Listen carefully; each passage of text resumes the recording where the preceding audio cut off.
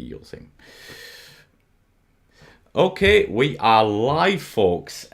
So we are with Joshua Cabo Gunderson, former F-15C pilot and current F-22 demo pilot.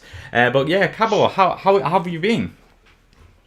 Doing well. We just got back from the Heritage Flight Training course in Tucson, Arizona at Davis Monthan Air Force Base, and that was an amazing, experience. We got to hang out with all the teams. So that's really our, kind of like spring training for baseball or any other sports. You kind of get together before the season starts. Everybody flies together, and we're doing, 2 flights a day, and just practicing all the skills with all the different pilots. And it's an amazing opportunity for us to hang out with them and get some kind of refine our skills before the air show season starts. Awesome. But yeah, in case people haven't seen your initial interview, can you just basically like give us a couple of minutes about your flying career and like where you are today?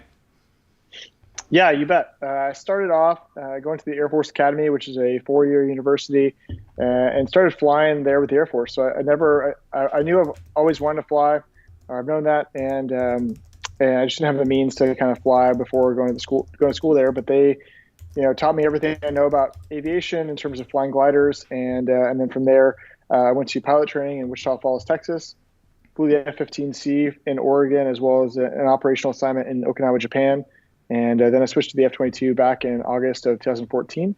I've been flying the Raptor ever since. I was up in Alaska flying Raptors for about 4.5 years, and I was absolutely blessed to get hired for the demo job. And I've been in Virginia now for about a little over 2 years now with the F-22 demonstration team. So yeah, like why the guys and girls get your questions coming in, but yeah, what's the best thing about flying the F-22 on the demo?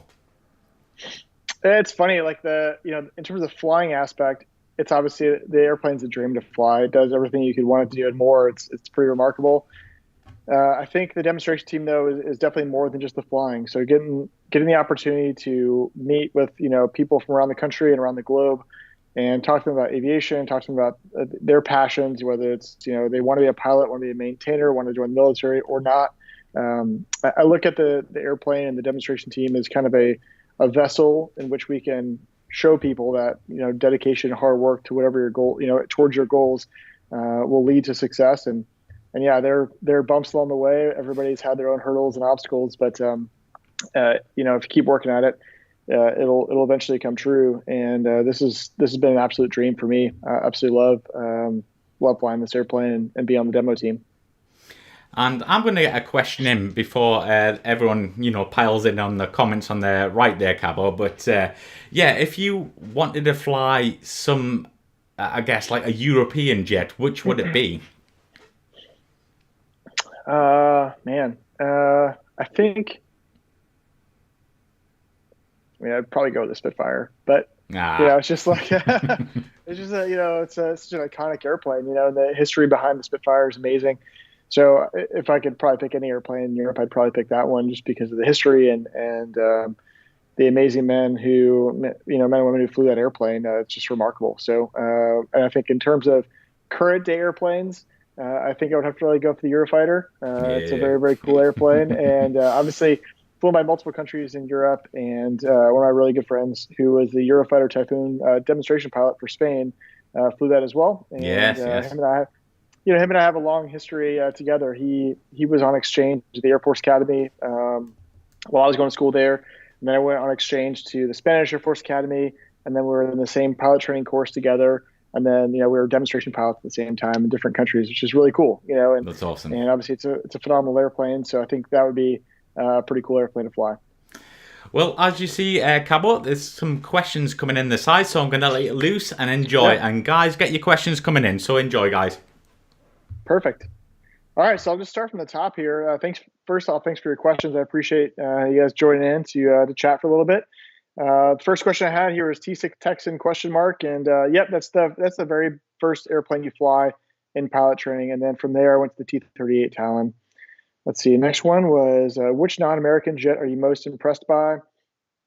I mean, like I said, I think the Typhoon, the Rafale, both are great airplanes, and I've been able to participate with both of those airplanes in exercises as well as while deployed. And they both bring a lot to the fight, which is great. And I love flying with our coalition partners It's cool when we all speak the same language and we're able to kind of work together as part of one big team. Toughest opponent in BFM, probably say another Raptor. I mean, the Raptor is pretty awesome. I love it. Let's see here. How long do you believe the F-15C will be in service for? I don't know. They're still flying them, obviously, and it's really going to be a function of where the Air Force decides to go. So I unfortunately can't answer that question directly because really the chief of staff of the Air Force as well as Congress are the ones that own that decision, and I'm not quite sure when or they'll make that decision or how long the F-15C will continue to fly. I will say that I absolutely love that airplane. It's a real pilot's airplane. You have a lot of feel of the airplane. It responds, and you feel like you're definitely one with the machine, and it's awesome. I love it. Are you doing any international shows outside of America this year in the F-22? Yes, we are. So we have some shows in Canada, and we have a show in Santiago, Chile, and we'll be participating at those air shows. There may be some shows later on down the line that are added to that list. However, those are the ones we have currently. Let's see. Would the F-22 be converted into a bomber role in the future? It actually is already an aircraft that drops bombs. So we drop the GBU-32, which is a 1,000-pound class weapon, and the GBU-39, which is a small diameter bomb. I've used both of those weapons, and they're fantastic. The Raptor is a great platform, especially when you think about how fast and how high the airplane can go. That allows the airplane to get into places that other airplanes simply can't, and is highly effective. I will say, though, obviously the F-22 was designed as an air dominance fighter, so our primary mission set is air-to-air, but we are capable of dropping bombs as well. All right, next question from Scott Grimwood. During the heritage flights, which warbird is easiest and hardest to fly information with? I'd say the easiest one to fly with is probably the F-86 Sabre. It is, it's a jet, so the speeds and everything are similar to what we're comfortable flying. And I would say the toughest one I would probably say is either the P-40 Warhawk or the Sky Raider. In terms of performance, they are less powerful airplanes compared to like a Mustang or a Sabre. So in terms of those airplanes, those are a little more challenging, but the F-22 has massive flight control surfaces, and it does really well even in slow speeds. Next question from Scott. Do you know Loco Lopez? I met him at the NAS Air Show. I do. So actually I took over from Loco, and he's the one that put me through the training program to get qualified as the F-22 demo pilot. And I'm glad you got to meet him at NAS Oceania. It definitely is a cool opportunity for us to meet people out there that are interested in aviation, as well as the F-22. Have you got any good stories from Red Flag?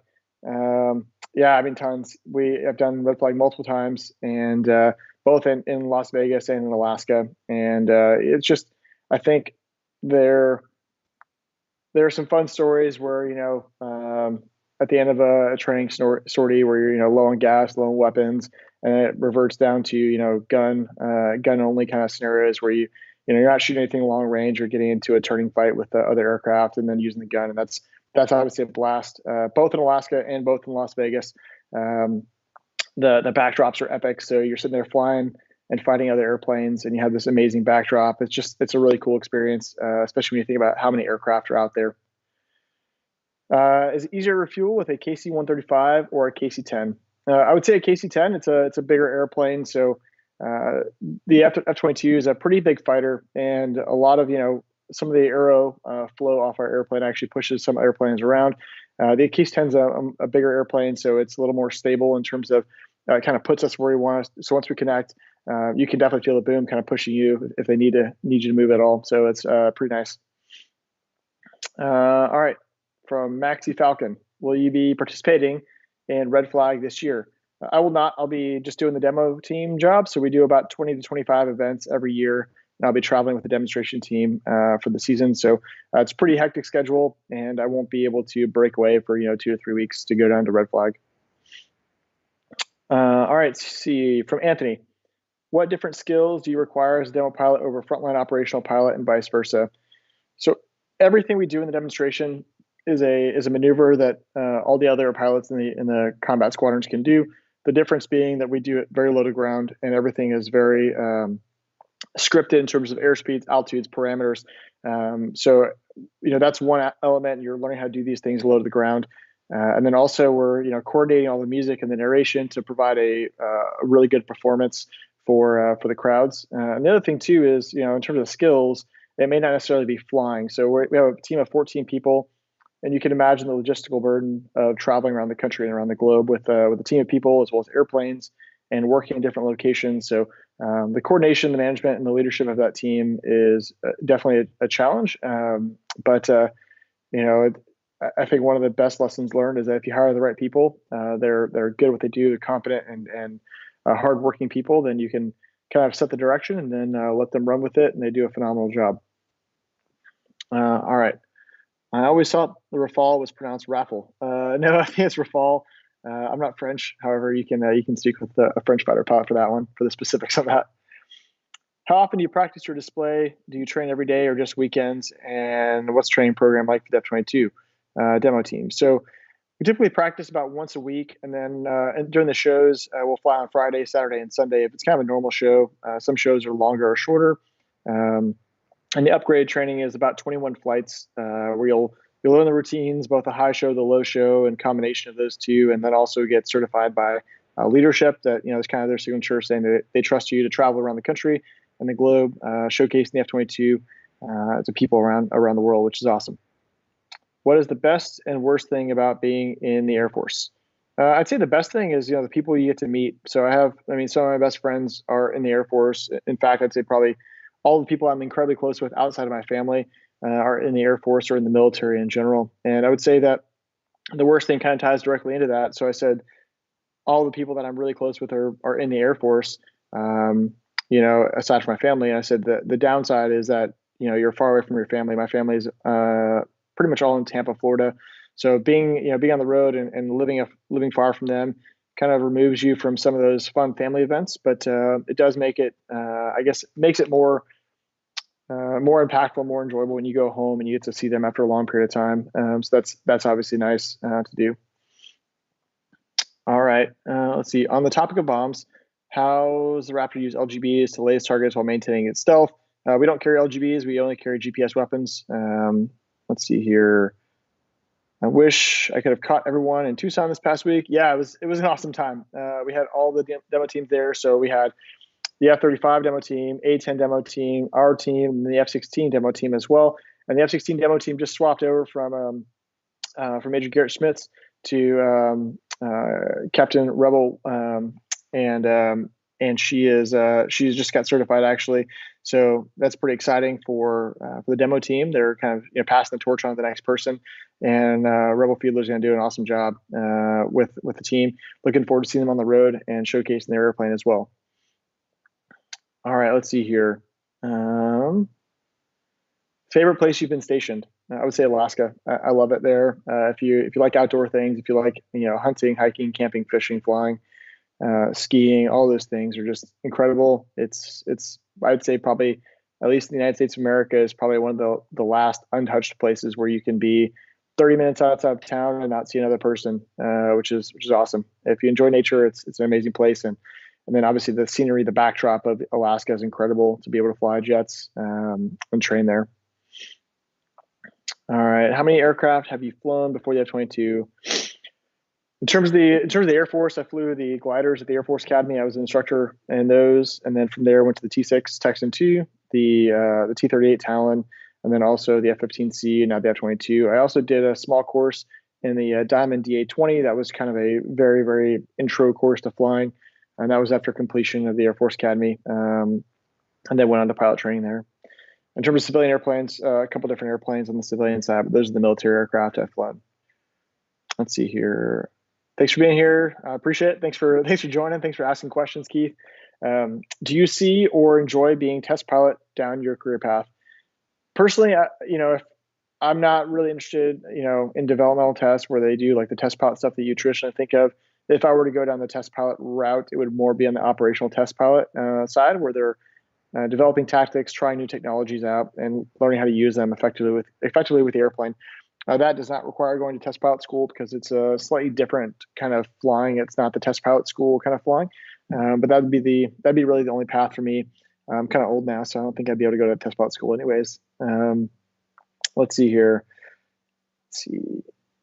If you can tell us if you and other F-22 pilots make more training in these days of war or is normal activity, unless our squadron is told to go somewhere specifically, we're doing normal training, preparing for any eventuality. And what I like about the F-22 is that we are primarily an air dominance fighter. So what that means is that we focus on air-to-air combat, and as a result, like our focus is simply that. So no matter what happens around the world, if the Air Force or our coalition partners need an air-to-air fighter, look no further than the F-22. It's an incredible platform.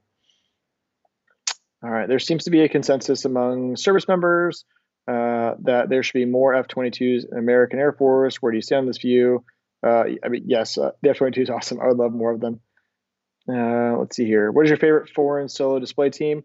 Let's see. Well, I mean, based on what I said earlier about the Eurofighter and my buddy Jose, who's flying the Eurofighter, I would say the Spanish, Eurofighter display. It's just a cool connection that we have in terms of our history, and it's always neat when you're able to fly with friends and see friends flying.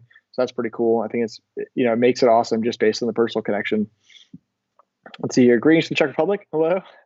Can the F-15C beat the F-22 in within visual range and beyond visual range?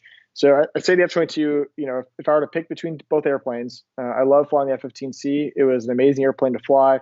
But if I'm going to go to combat, I would take a Raptor. When you take 20 to 30 years of technological advancements and put them on an airplane, it means a lot. And in terms of within visual range, I think the spectrum of really good F-15C pilots and like okay or average F-15C pilots is much wider. When you look at the F-22, there are some amazing technologies that make the airplane remarkable. And with that technology, it allows people to make up for some inexperience. So if you have a brand new pilot in a Raptor, they're going to do much better than a brand new pilot in an F-15C. But once again, it still comes down to the pilot. So knowing how to use your machine, whether you're an F-15, an F-22, a Eurofighter, or a FAL, a Gripen, F-16, F-18, it really doesn't matter what the platform is. If you know how to use that airplane really well, you're going to probably do pretty well.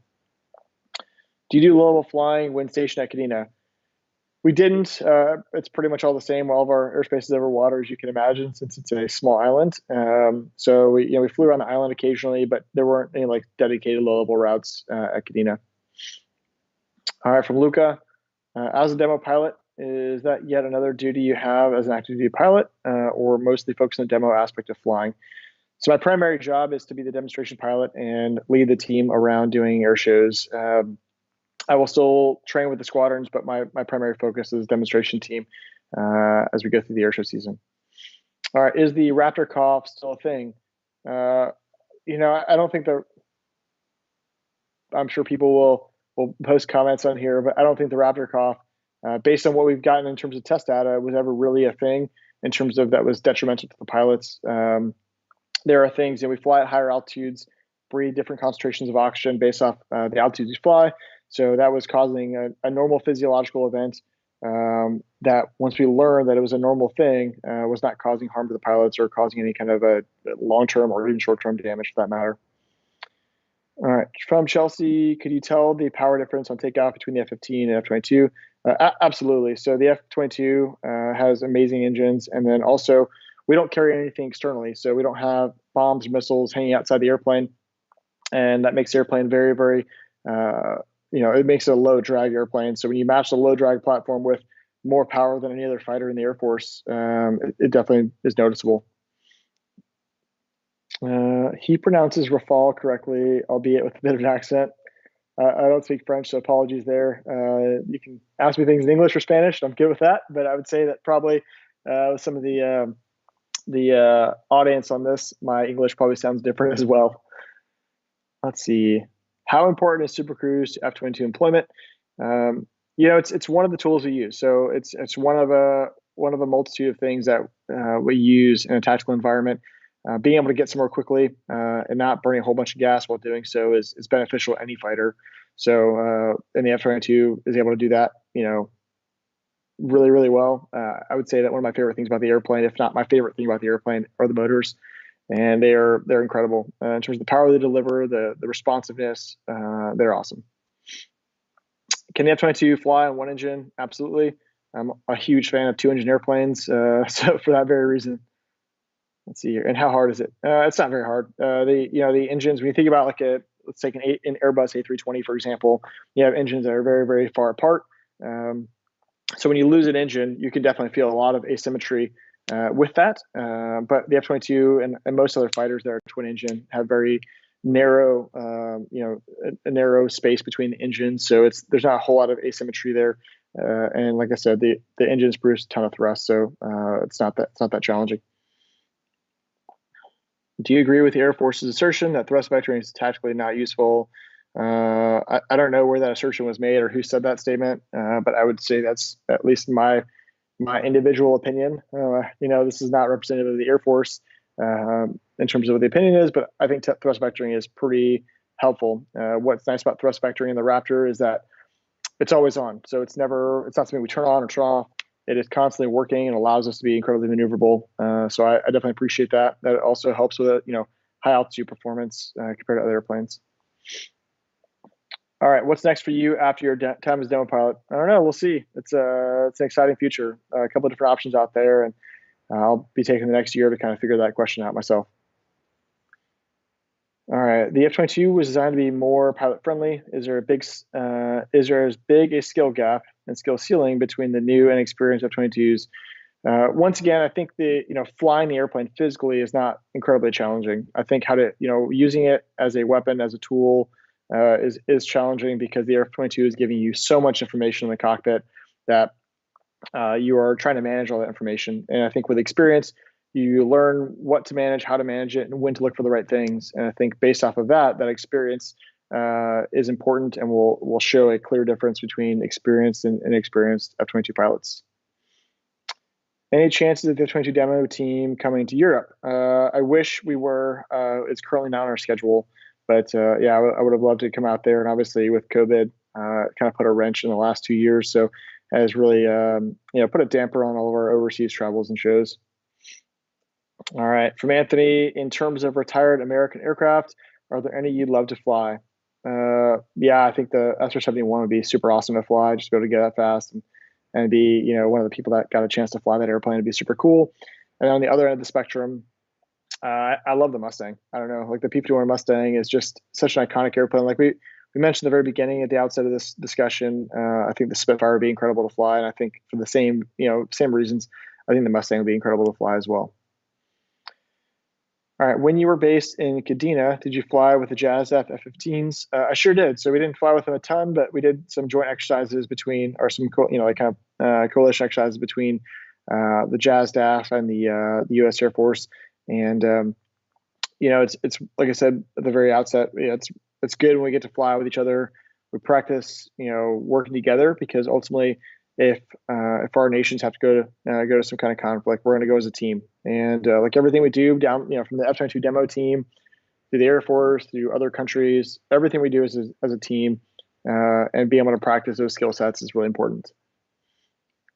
All right, what were the unique different aspects of flying the demo when you fly in the USA and when you flew in Singapore 2020? The airspace is different. So every country has their own rules and regulations and what they allow, what they permit for demonstration. So there were some airspace restrictions in Singapore, so we had to modify slightly what we were doing in the demonstration, but it wasn't appreciable in terms of what the display looked like. It was just a couple different things we had to tweak for the airspace constraints. How many live missiles have you gotten to fire at practice targets? Shot 3 missiles in test and evaluation kind of missions, and that was an awesome experience, as you can imagine, and dropped tons of air ground weapons as well. Okay, you just answered my last question, so here's another one. The F-15 has an advantage fighting at high altitudes, e.g. against the Viper. Is the same true for the F-22, or is it so good it doesn't even matter? The F-22 is a better performer at high altitudes compared to an F-15 or an F-16. But then again, you look at, I guess we get the question all the time of like, what's the difference between the F-22 and the F-35? And I would say it's the same here as the F-15, the F-16 discussion you're bringing up, where the F-35 and F-16 were not designed to fly high altitude, weren't designed as a specifically air-to-air fighter. So their platform is optimized for different things. And the F-15 and then the F-22 were designed specifically for that regime, so they're going to be better performers at those altitudes. How did you get your call sign? That's a discussion for another day. Sorry, Luca. What was your inspiration to join the Air Force? I honestly don't remember. There wasn't a singular event in my history or my memory that that led me to this point. But I'll tell you that I can't remember a time where I didn't want to fly jets. I've been very thankful and blessed to have known that I wanted this path from a very young age. So I was able to kind of continue to pursue this goal and keep working hard to get here. F-22 is an awesome fighter. Do you think it's better, worse, or the same level as F-35? So I kind of answered this question a little bit a second ago, but the F-35 is designed for a different skill set, different mission set. So the F-35 is better at certain mission sets than the F-22, and vice versa. The F-22, I would say, in the air-to-air domain is a much better platform, but it really is just depending on what that airplane is designed for and used for. All right, how are the demo jets selected? Any modifications for demo flights? Great question, Scott. So we don't have our own airplanes. We use any combat jet that's in the squadron, and that's based on aircraft availability. We don't modify the airplanes. We don't take off with less gas. We don't drop weight on the airplane. So aside from not having missiles and bombs or bullets in the airplane is completely as you would see it or expect it in combat, which I think is cool because if you look at other demonstration teams or displays around the world, they will modify airplanes dramatically. They'll change fuel where it's sitting and change center of gravity to make the airplane look really, high performance, et cetera. But then you make it a combat jet, put weapons on it, and the airplane is nothing like what you're seeing at displays. The F-22 is completely unmodified at air shows, and what you're seeing is exactly what the airplane can do in a combat configuration. Like I said, minus those weapons, but we carry everything internally. So there's really no drag penalty for carrying weapons. All right, what does Cabo's PreFlight Ritual look like, and how much caffeine is involved in it? Thanks for the question, Matt. There isn't really a set routine. I don't have some like pump up song, or I don't crush any coffee beforehand. It's just kind of taking a couple minutes to talk with the team and kind of focus on the routine. So we spend a lot of time talking to people at air shows, talking to kids and spectators there. Yeah, I love that stuff. But I'll typically take about 30 minutes prior to the show to kind of just not talk to people and hang out around the airplane, around the team, and get ready to go. Helmet mounted display. No, I don't fly with a helmet mounted display. I flew with one in the Eagle, but there isn't one in the Raptor currently. Let's see. From Anthony, are there any features of the F-15 that you miss or prefer with the F-22? Yeah, so right back to the question above that. So a helmet mounted display is great. I think it's very useful for a lot of reasons, and that would be something definitely that I would like to have. What's training like for the typical F-22 pilot?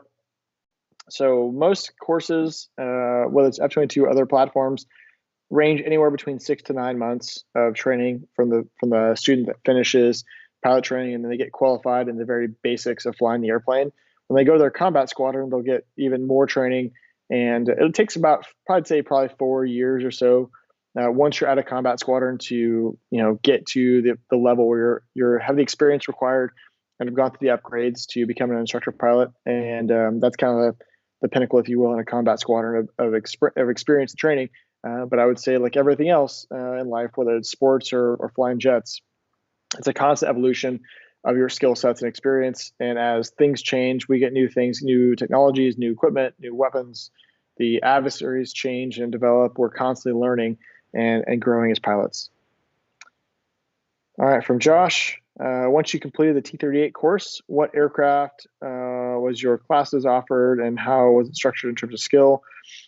I think we had, let's see, so we had an F-15E, we had an F-16, and an A-10 were the fighter attack aircraft in my class. So I actually got an A-10 out of pilot training.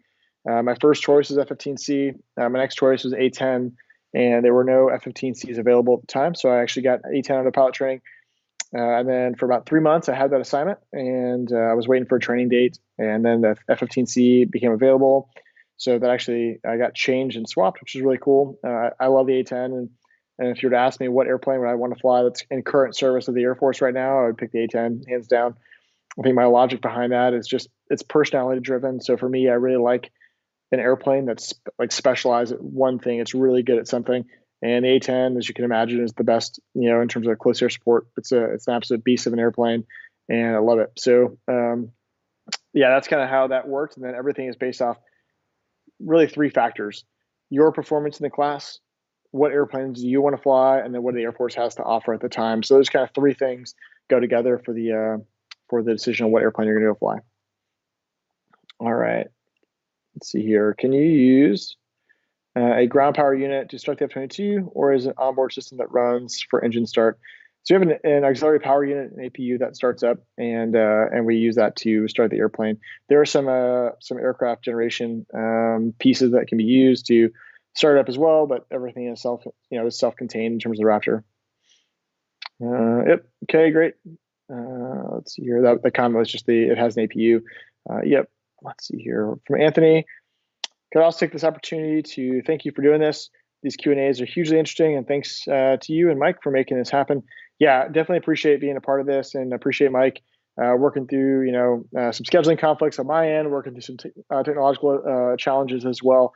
But I'm really happy to be a part of this, and I'm really glad you guys are able to join and ask questions. Let's see here. Luca, thanks for the questions. Appreciate it. Have our F-22s merged with flankers over Syria? I don't know if I can answer that question, but I would say that we have F-22s that were in Syria and Iraq, and then that general area, So I don't know every single mission set that happened over those airspaces. I can tell you that when I was flying over there, I didn't have any experiences running into Russian fighters at all. Let's see here. Yeah, thanks, David, for the comment. Appreciate it. How much do drop tanks affect the RCS of the Rapture? We don't really fly with drop tanks in terms of combat missions, so there's really no factor because we don't fly with them. Let's see here. Awesome, Avgeek Joe. Thank you. Look forward to seeing Arctic Thunder. I was in Alaska, like I mentioned, for 4.5 years flying F-22s, and I'm really excited to go back up to AK and fly jets up there. Is it true the F-22 has a limitation in max performance or G-loading to human presence? I don't know how much. I don't know how much it would actually limit it. Everything in the flight control system is geared towards not just the pilot but also the airframe to make sure it's safe. But I will tell you, the F-22's performance is hands down better than anything else out there. All right, have you had a chance to fly against the Hornet? If so, how did the F-22 fare in the one circle fight? Yes, I've flown against Hornets multiple times, and I would pick a Raptor any day of the week. Let's see here.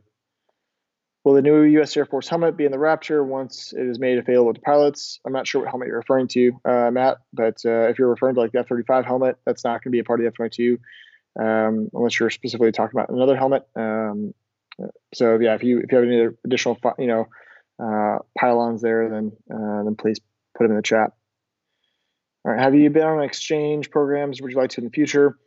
I was on exchange in Spain. I lived there for 6 months with the Spanish Air Force Academy, and had an absolute great time with them and learning about the Spanish Air Force, about Spain. It was just a great experience, and I think any exchange opportunity is really cool. So I'd be definitely open to it in the future. All right, let's see here from Halsey. Thanks, Josh. But the more important question: Porsche or Ferrari? I would have to say neither. I would probably go Aston Martin. I don't know. He doesn't love an Aston Martin, right? All right. What's the thing that hangs out from under the belly and the Rapture? Just normal ops. Just configuration changes for the aircraft. Let's see here. English Electric Lightning. Brave enough to have a go. What?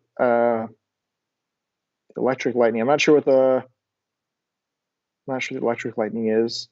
I would still probably go. I don't know. The Aston Martin is still my pick. Plans for the Raptor to get to the Scorpion HMD. I don't know. Like I said, the operational test pilots are the ones that have all the new tech and they try stuff out. I'm not sure what they're testing right now. What the future is going to be in terms of helmets for the Raptor. What has been your scariest moment as a pilot? Let's see here.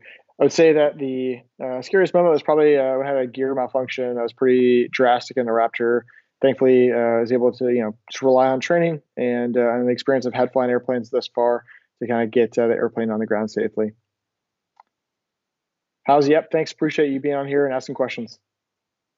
Let's see here from David. Is there any plan to perform a display demo in Europe? There isn't currently in our schedule, so we'll see what the future holds in terms of our schedule. But currently, it's not on our list. F-15 and F-22, which is better at low level in your experience? I mean, neither one of us really fly low level in terms of our mission sets as an air-to-air fighter, so we're typically a little bit higher altitude. I would say based on just the thrust to weight ratio, the F-22 is a better performing airplane based on how much power it has and its term performance. Let's see here. Greenish from New Zealand. Hello. Wish we had jets in our Air Force, but our leaders are okay. Great. All right. I'll just I'll leave that comment alone. Aston, good call. Yep, absolutely. I've always loved the Aston. It's a great car, or a great car manufacturer, I should say. Definitely, I'd say probably partial to the V8 Vantage, like the super throaty V8 sound is just amazing. It sounds incredible, and obviously it's a great performance vehicle as well. All right, Matt saying read something about next generation fixed wing helmets. Yeah, I'm not entirely sure what you're referencing, so I'd probably hold off on any comments because I'm not quite sure what the specific topic or what helmet you're talking about there. When you're flying cross country long distance, do you put your luggage in drop tanks like some other pilots do with their jets? So we do have a travel pod we can put in the main weapons bay, so it goes inside the belly of the airplane, and we can carry some of our stuff there. We also have some cases that we put on the side of the airplane to carry some luggage, so it's really not too bad at all. What's your favorite plane to fly against in a 1v1 if you're wanting a challenge? Once again, I would say a Raptor. I love the Raptor. It's an amazing aircraft. It can do some remarkable things, and you match the Raptor with a very experienced pilot, and it's definitely a challenge. The English Electric Lightning is the British Interceptor. I'm not familiar with it, so I don't know how to answer that one. Sorry about that. 50s gen, but Mach 2. Cool. Yeah, going fast is awesome. The Raptor definitely goes pretty awesome. Pretty fast. So fast airplanes are cool, much like fast cars. Let's see here. I know sometimes pilots have to do desk rolls between postings. Do you like these, or are they simply a necessary evil of the Air Force? I've never done a desk job, so I don't know. I haven't had to do that yet. So I've been very fortunate enough to stay in a cockpit, keep flying. All right. From Neuropilot, do you think the 6th gen fighter will be a huge step forward or an evolution of the Raptor? I don't know exactly what they're developing for the 6th gen fighter. I would imagine that, as would be implied by a generational change of 6th gen versus 5th gen, I would imagine it's probably completely different. But I don't know exactly what's going into the airplane. All right, from Jesse, was the YF-23 any good? No clue. I mean, I haven't flown it. I haven't seen any test data on it, so I can't tell you exactly what were the pros and cons of that airplane. I can tell you it looked pretty sweet, and I'm sure it did a really nice job. But for reasons that are unknown to me, they went with the Rapture, and I'm pretty happy with the Rapture. Sweet. All right, from Space Dreams, what is your favorite maneuver in the demo? I'd say my favorite maneuver in the demo is the dedication pass. It's not a very complicated maneuver in terms of showcase the maneuverability of the airplane, but it's a low, fast arcing pass in front of the crowd. And the whole reason that we do that maneuver is to basically say thank you to all the men and women who have served in the armed forces, who've lost their lives, and their families who continue to bear that burden of sacrifice. So the meaning of that maneuver to me is really important. And we also synchronize the narration.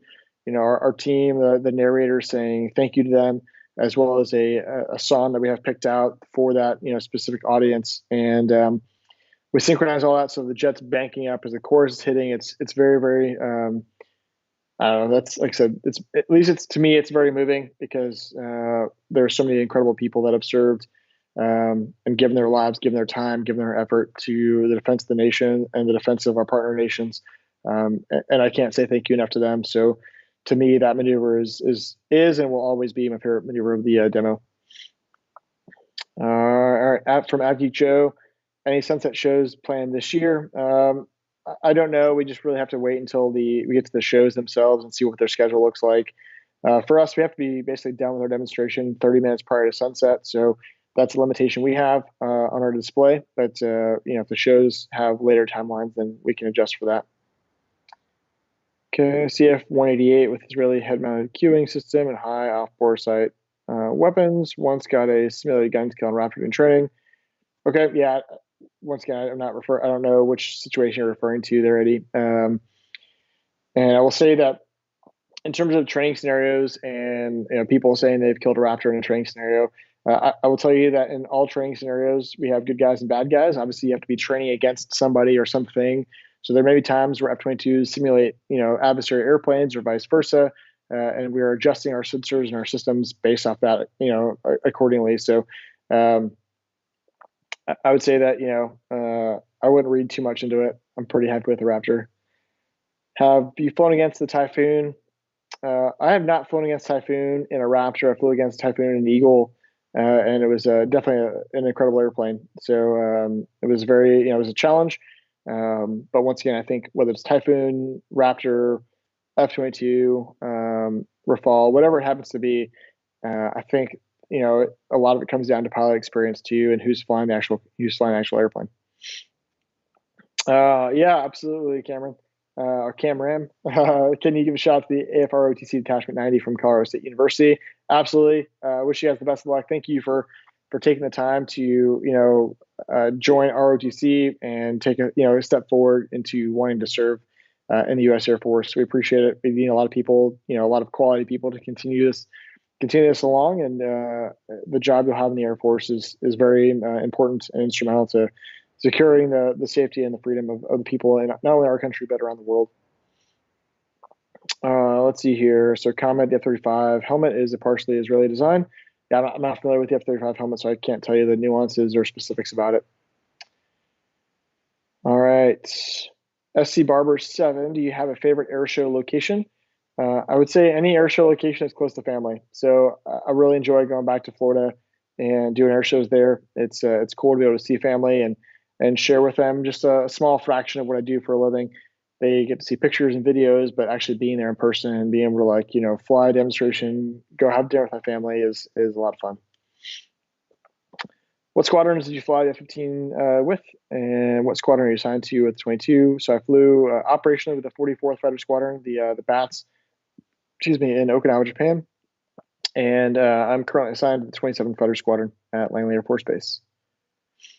Okay, Anthony asked, what's been your scariest moment as a pilot? So going back to the previous question we had about this, it was basically just a gear problem that like I said, just relied upon training and that experience to get the airplane on the ground safely. Let's see. So the Lightning didn't resonate. Your young man. Let's go for a counterpart, the F-104 Starfighter. All these 50th generation interceptors. Also, would you fancy going the Spitfire? Yep, absolutely. I would love to fly a Spitfire. That'd be awesome. And yeah, I mean that generation of aircraft, the F-104.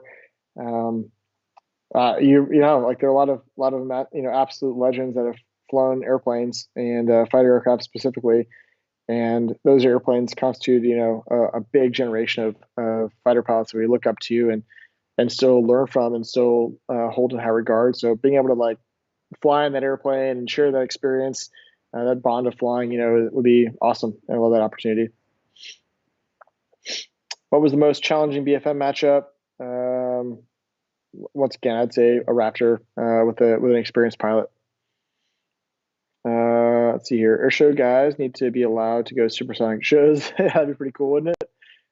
You can do anything once. I'm sure I can go supersonic one time at an air show, and with a Rapture, it's not very hard to do. But yeah, I'd probably lose my job, and I'd prefer not to do that. It's a pretty cool job. All right, I'm extremely excited to see the Raptor demo, the Air Show London in Canada this year. Awesome. Yeah, we're looking forward to being up there. Have you flown the Mach loop in the UK? I have not. I have not flown any jets in the UK actually. So I've been stationed mostly in the Pacific, and I have not flown jets in Europe. Let's see here. I agree. Mike's awesome. Thank you. Would you like to be an aggressive pilot in the future? No. I'm happy happy just doing what I'm doing right now. It's pretty awesome. Thoughts on the Rapture versus F-35? Once again, the F-35 is designed to do a certain mission set. It's more tailored towards air-to-ground combat, and it's a multi-role fighter. So it does air-to-air and air-to-ground. And just from a personality standpoint, I definitely like the single role mission, so i.e. air-to-air, and like working on that specific skill set. If you could own a historic aircraft to fly whenever you want, what would it be? If I could own anything, I'd probably buy a Mustang. Let's see here. What got you into aviation and inspired you to join the Air Force? There isn't a single event that kind of led me to join the Air Force. I've just always wanted to fly jets, and the Air Force has the best jets in this country, so it's kind of a natural fit. All right, what has been the most challenging thing you've encountered while becoming a pilot or as a pilot? Yeah, once again, challenging. I had that gear issue was pretty bad. In terms of just generally speaking, as a pilot, I would say it's challenging to stay on top of everything in terms of all the new advancements in the airplane. One thing about the Raptor is that the external portion of the Raptor doesn't really get changed a whole lot. So a lot of the things that are changing are software or hardware in the airplane, and staying on top of that and staying proficient as those things develop can be challenging because it's as we all know with technology and software, it definitely changes quickly. So stay on top of that to be able to use the airplane as effectively as possible is challenging. Let's see here. Fastest Mach number you've ever hit. It's a lot. I probably can't even say, but it's a lot. It's awesome. When you can see the world like just flying, kind of rotating beneath you, it's pretty awesome. I've seen a Raptor have a weapons bay door get hung up and not closed in the Bombay Pass in Trenton during the 2016 air show. Yeah, I mean, it's an airplane. If you were to take your average four-door sedan, vehicle, it's probably very reliable. When you take an F1 race car, and it's probably less reliable, but the performance is way better, right? So things are going to break, and that's part of the gig. But our team of amazing maintainers work on those airplanes and make sure they're back to being serviceable as quickly as possible. Have you ever been deployed to Europe, Italy? If not, would you like to? If yes, do you have some nice memories about it? I've never been deployed to Europe. I've gone there.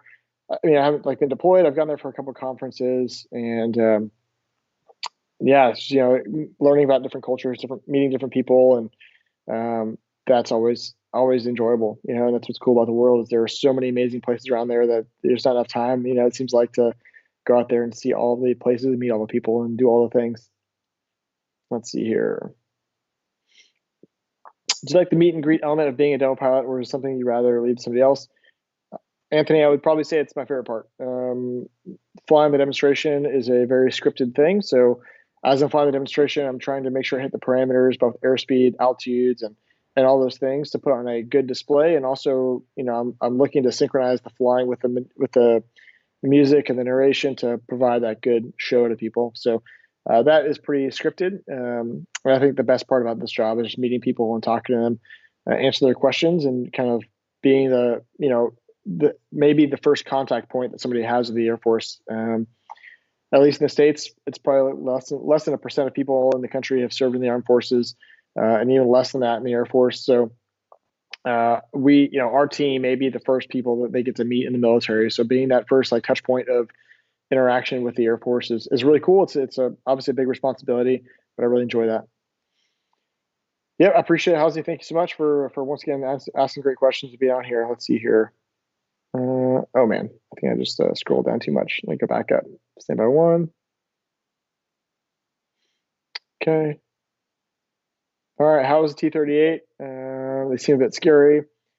The T-38 was fine. It's a training aircraft, and it's a challenging airplane to fly. So I think it's a really good platform to learn. So you get the fundamentals sorted out early. Do you think BFM or within visual range will be a critical component for future platforms like NGAD? Once again, I don't know what they're adding to future platforms, and I'm not sure what they're focusing on in terms of their specific technologies and capabilities. I think if you look at the history of air-to-air combat, within visual range combat has been a theme, even with awesome missiles, awesome airplanes. Within visual range fighting has consistently been a theme in every single air-to-air engagement. So I'd imagine that that will continue to be a thing despite technology. As our collective coalition technology continues to increase, the adversary technology increases as well, and it's a constant back and forth. So those are kind of my thoughts on that. You do visit Duxford, and if you do, we can get up in Spitfire, I'm sure. Yeah, I would love to. That'd be super cool to go to Duxford. And like I said, unfortunately, we don't have any shows in Europe this year, but if I'm ever in the UK going to Duxford, that'd be cool to swing by. Let's see, which plane, past or present, do you think have been the most underrated or underappreciated in aircraft in the U.S. Air Force? That's a tough question. Honestly, I couldn't give you an answer right now, and if I gave you an answer, it would probably be a I guess a half thought out response. So I don't know at this point. Do you have one funny story occurring during your pilot career? Can you tell us one? Lots of funny stories. I mean, I don't know, just funny events. So one recently, if you go onto Instagram and check out some videos, the A-10 demo pilot Gator Fulham and I have this running joke about racing each other with these airplanes, and he's got an A-10, I'm an F-22, and it's fun for us. It's good for fans and like people that love these airplanes to kind of check out. So it's just enjoyable, and whenever you're doing something that you really love doing and you're doing it with friends, it becomes more than just a job. And having those fun interactions is always great. Hang out with them before and after shows is a great time. Let's see here. Have you ever gotten offered to fly with the 49th, the Reapers, Lake and Heath? Yeah, it was an option when I left Kadena. And I basically, I could have potentially gone there. I don't know if it actually happened or not, but I chose to leave the Eagle community and go to the Rapture community. And obviously that table is no longer an option, or that option isn't on the table anymore. Let's see here. How long does it take to become qualified on the F-22 in comparison to an F-16, et cetera? I would say they're all pretty much about the same. So about 6 to 9 months in the training course to get trained up in a jet. Well, man, how's he's offering a Spitfire ride and an Aston Martin? So I mean, it seems like it's a done deal. I have to do that now. How do you hear the narration and the music when you're flying, or do you just fly it? So we actually have people on the ground. One person is narrating, one person is running the music.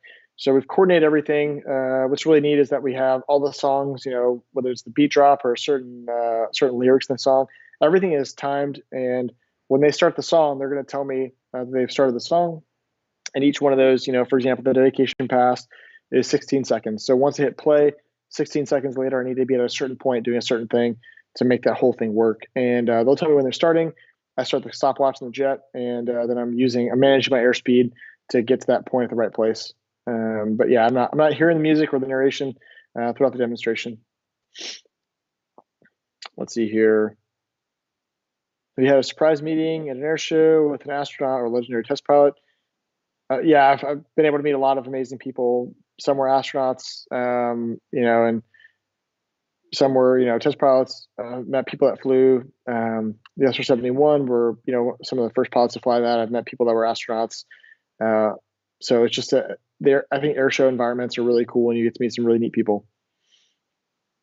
Let's see here. Were you the F-22 demo pilot at the Portsmouth Pease Air Show in New Hampshire this year? I was. Yep. Have you trained against flankers? If so, can you tell us some stories? I have not. What was it like flying over from Michigan for London Air Show during COVID? They were long sorties. So we had a tanker, KC-135 that we actually met up with, got gas, and then hung out until the time for our demo. That we went to our demo, and then went back to Michigan. So it's a little bit longer of a sortie than normal. Amongst the F-22 Raptor pilots, is there a ranking system like from best to worst? There isn't like a specific ranking system, I would say. What I love about air-to-air in general is that it's very dynamic. So what that means is that you could be, the best person in the Raptor community, and you could be having an off day, and somebody who's less experienced, less capable on a normal day may be able to, get the best of you on one day. But that's with all training, we're out there practicing our skills, sharpening our tool set, and get ready for the time when somebody calls for us to actually go do our mission in real life. So I would say that's one's really cool thing about air-to-air combat is that it's constantly, you have to be on your game all the time. Let's see here.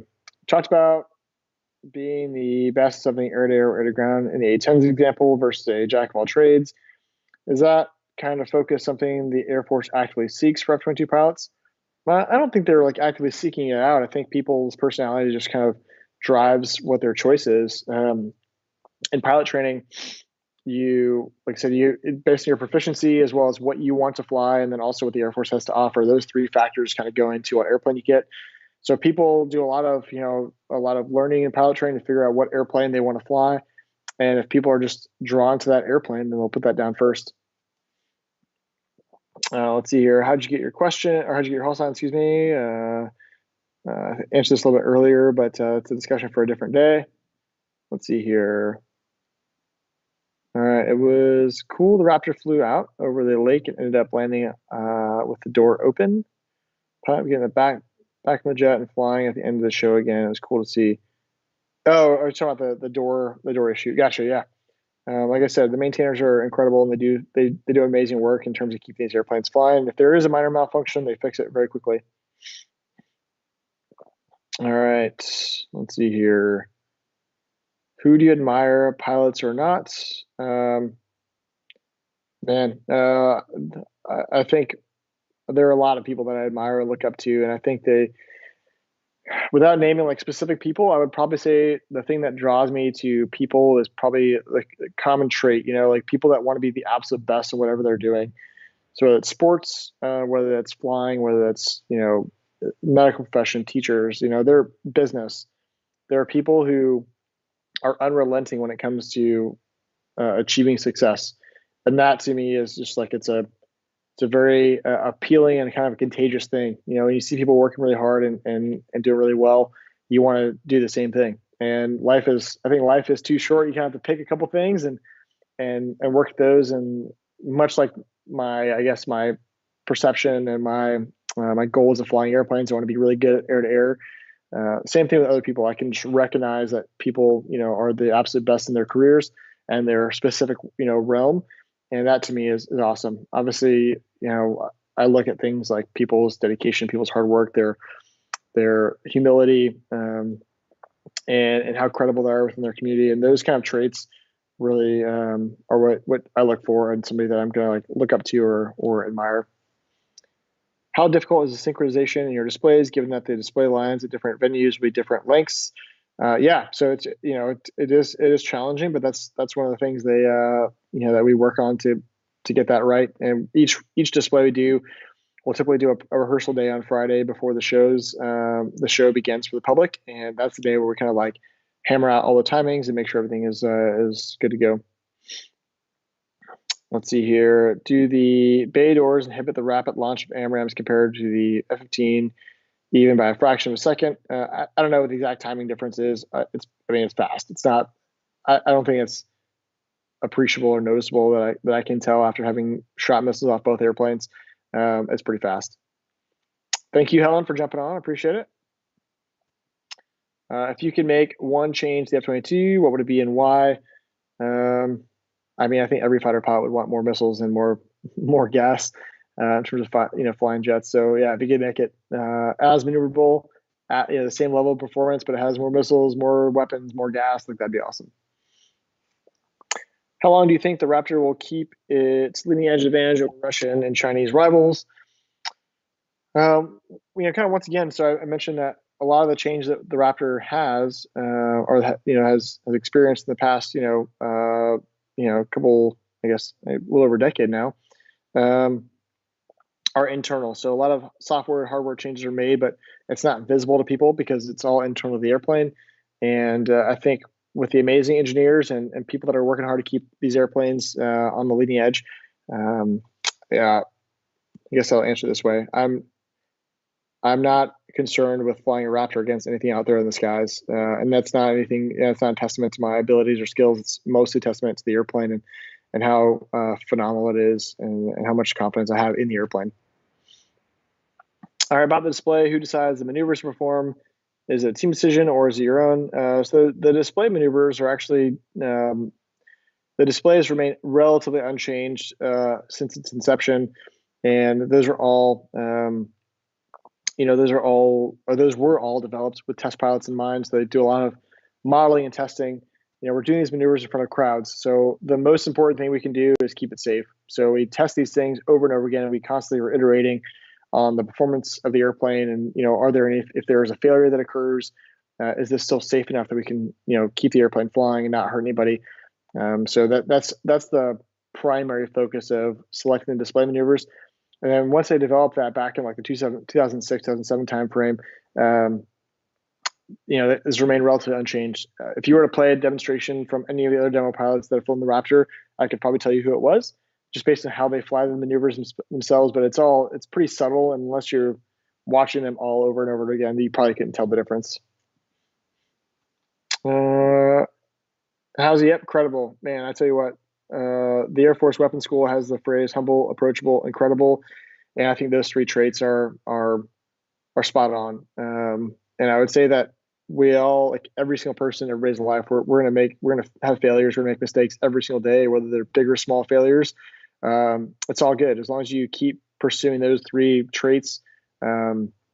I think you'll be much better off than if you didn't. So I look at those three things as very important when I look at somebody as a kind of a role model or a mentor. What would your dream profile look like if you're taking the Raptor out for a Sunday cruise? That I'd probably just do the demos. It's a lot of fun. Who, if anyone, do you follow on YouTube? I actually don't have a YouTube channel or any of that stuff, so I don't really follow anybody on YouTube. Let's see here. Hey, just wanted to know the type of mental calculation that you need to do in the cockpit. It's constantly changing. It depends on the mission set. If it's air to air, air to ground, if I'm doing a demo, you're just looking for information at the right time. If you're driving down the road in a car and you pass the speed limit sign, the first thing you probably look at is your speedometer to see how fast you're going. So like at that point, or let's say you're driving down the road and you see a police officer or a camera, a light that pops up, the first thing you look at is your speed. Make sure that you're not speeding so you don't get pulled over. Same thing with the airplanes. It's just a matter of what information do you need at the right time to change what you're doing. Let's see here. Who do you fear in the air? Once again, another Raptor. Raptors are awesome. Have you ever had to eject from a jet? Not. Yeah, moments where you've been close. That gear issue is pretty significant, but I kept flying the airplane and got her back on the ground. What about writing a book about your flying experiences or making a documentary, possible future project? Who knows? I haven't really looked into that possibility. But it's not off the table, I would say. Who decides music and narration scripts for the team? The narration script is pretty much the same no matter where we go. One of the changes, if we go to a foreign country, for example, we're going to go to Santiago, Chile for the air show down there. We've translated the entire narration into Spanish. Myself, along with two other people on the team, are fluent Spanish speakers. And we've translated the narration. We've also changed the music to Spanish songs. And typically every show we go to, we try to find the music from that location, that locale, and try to match up the music with the area to make it a little more impactful for the local area. Let's see. Do you spend more time on the road being a part of the demo team than the folks based in Alaska? Would you ever return to a squadron? So I'm still attached to a squadron right now, and likely I'll probably go back to a squadron after this. And yes, we travel quite a bit on the road. Do you have a favorite patch? The American flag. So let's see here. Do you have a soft spot for fondness of the YF-23? Do you think that Best Design won the ATF competition? I don't know. I think the YF-23 is a super cool airplane. I don't know all the details about it, so I can't give you a knowledgeable response in terms of whether it was the better airplane of the two, but it is pretty awesome. Let's see here. Credible competence outweighs words every day. Yep, absolutely. Friend who went from pilot to surgeon, helped introduce surgeons to pre-surgical checklists in the 1980s, and the results were interesting. They are dedicated to being the best. Yeah, I think, everybody has good days and bad days, whether it's you just forget your morning cup of coffee or whatever it is.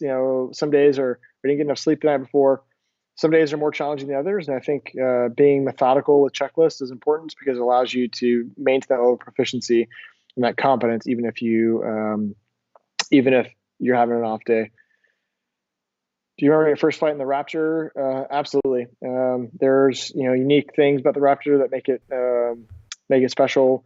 I think one of the coolest things that I remember about that flight was that the F-15, well, I mean the T-6, the T-38, and the F-15 all have canopy bows, so there's a two-piece canopy. So there's always something right there that's kind of in your view, and the F-22 has a single-piece canopy, so you can kind of just look everywhere. And that was really cool to kind of see that. And it also has a side stick compared to the F-15, which is a center stick. So those are a couple of different big noticeable changes.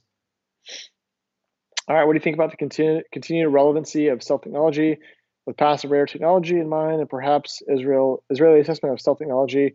I think stealth is better than not stealth. So I'll still take it no matter what's out there. Can the F-22 fly upside down more than 15 seconds? I've been upside down for a long time. I don't know. I'm not sure where the timing reference came from, but the F-15 or the F-22, excuse me, will fly upside down a lot. Let's see here. And do it well. What's the most physically demanding maneuver on you as a pilot in your display routine?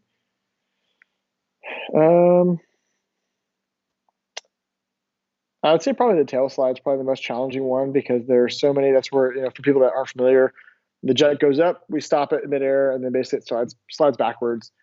And that point, I'm seeing airspeed that's basically showing backwards momentum or speed, and a lot of the environmental considerations like wind gusts and all those things could play a factor.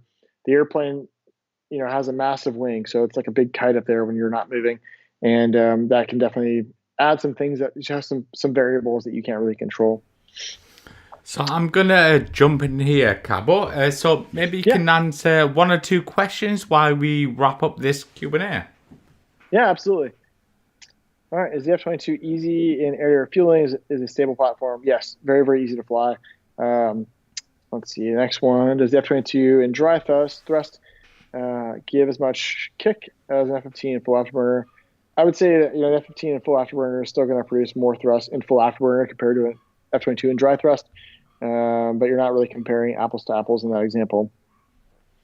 When picking turning points at low level, how small and detailed do you go? Flying at 3 nautical miles per minute.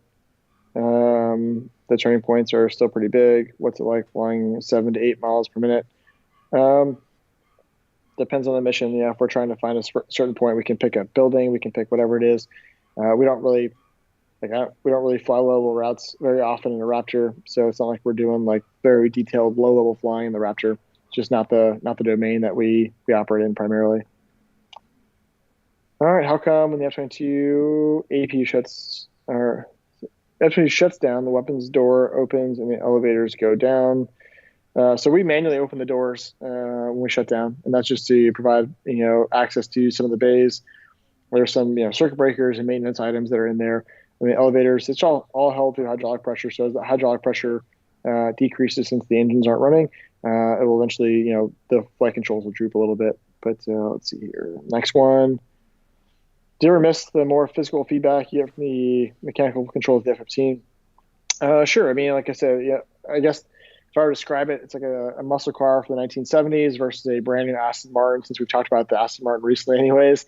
The muscle car, you have a manual gearbox. You're not going to have the floppy paddle shifters there, so you feel more involved in the machine. However, if you take a brand new Aston Martin, the performance will still be better. You just feel less involved in the machine, if that makes sense. So that's how I look at the two. And if I were to take them out for a Sunday drive, they're both just very unique, and I really love both airplanes. Is the tail slide a purely demo maneuver, or is there operational use for it? I think the right answer here would be it depends. So there are times where airplanes get really slow and within visual range combat, and that potentially could be something you'd use. I wouldn't discount it. What do you think of the F-15EX? I haven't flown it. I have some friends who do fly it, and they really, really enjoy it, so I can't really give you an informed opinion on it, but I would say they enjoy it. Let's see here. With new F-15EX, do you think one day you can return to old Eagles or remain the F-22? I'd say both options are probably available. I just don't know what I'm going to do next yet. Anthony, thanks so much for jumping on. Thanks for your questions. I appreciate it. And it's been an awesome experience. I'm glad Mike was able to set this up, and glad we were able to link up with schedules and everything. Yeah, so like, thank you very much, Cabo, for coming on the show. I mean, it's been like an absolute privilege, and I'm sure the guys and gals in the comments have enjoyed this too. But thank you very much. Absolutely. Thanks so much for taking the time. I appreciate it, and looking forward to doing future chats together. Yeah, definitely. I'm sure we'll get Cabo back on the show because what a legend he is. But yeah, so guys, keep an eye out, and I guess we'll see you soon. Take care, everybody. Thanks.